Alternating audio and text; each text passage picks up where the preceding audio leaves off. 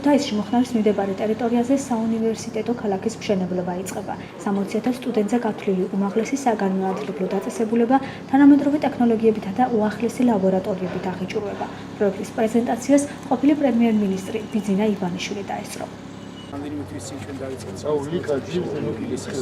თბილისში სკოლაიდერი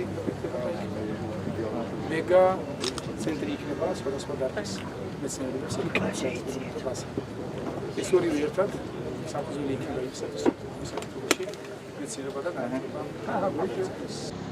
უნივერსიტეტში ყველა წამყვანი სპეციალობით სწავლა იქნება შესაძლებელი. სასწავლო პროცესს მოწვეული პროფესორ-მასწავლებლები გაუძღობიან, მათ შორის უცხოელი სპეციალისტები. პროექტის მიხედვით ქუთაისის საუნივერსიტეტო ქალაქი უზრუნველყოფილი იქნება სტუდენტთა და ლექტორ-მასწავლებელთა საცხოვრებლებით, სპორტული და გასართობი კომპლექსებით და სხვა ყველა საჭირო ინფრასტრუქტურით.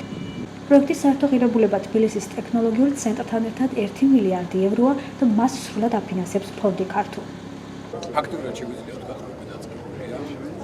დაფინანსება იქნება ფონდი ქართულგან, როგორც